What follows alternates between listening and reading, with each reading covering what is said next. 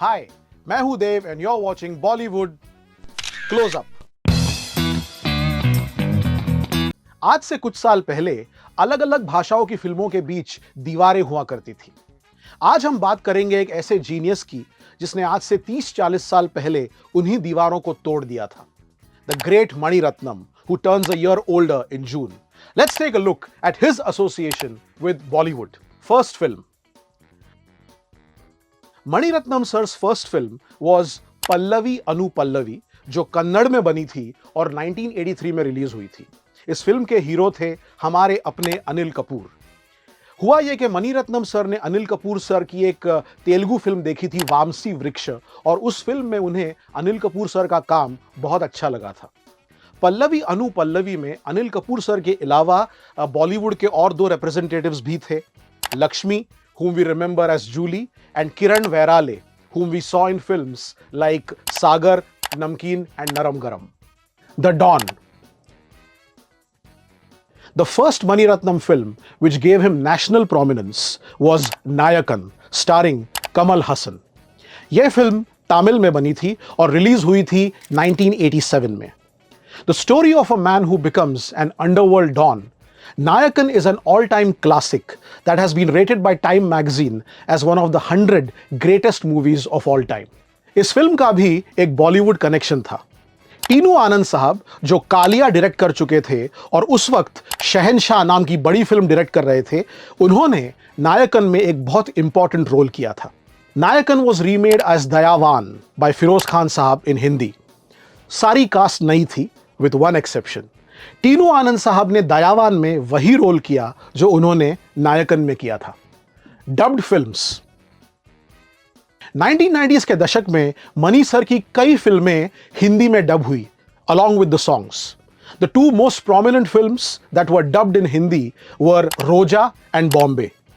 रोजा की कहानी सत्यवान सावित्री की अमर कहानी से इंस्पायर्ड थी। It was set in Kashmir against the backdrop of terrorism.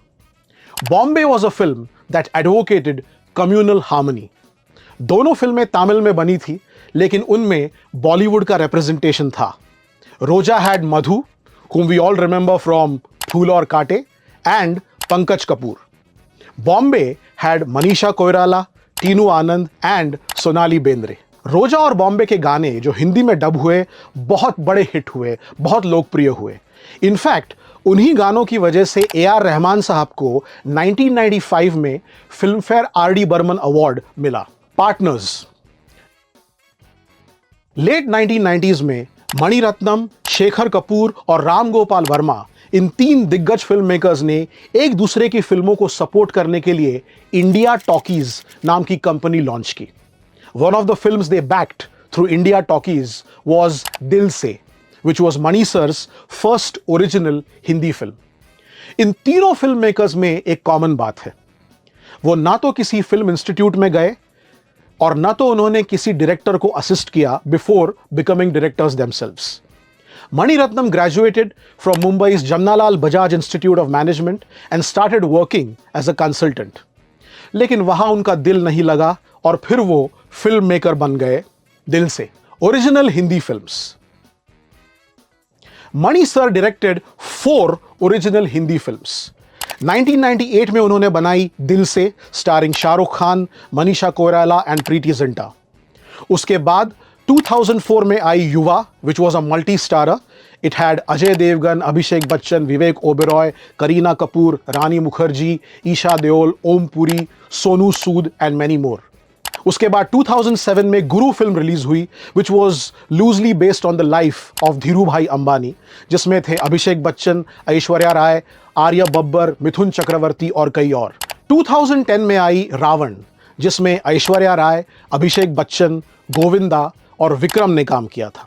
Like नायकन, some of Mani Ratnam sir's films were remade in Hindi by other directors like Agni Nakshatram, a story of two stepbrothers, जो हिंदी में बनी with the title Vansh, starring Siddharth and Sudesh Berry, या फिर साथिया, which was a remake of Mani sir's Alai पायु थे।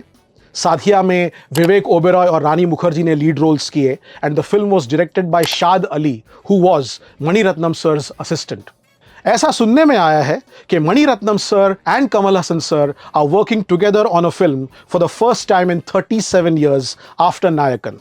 Here's wishing them all the best. Till we meet again, this is Dev signing off from Bollywood. Close up. Goodbye. Radio Nasha.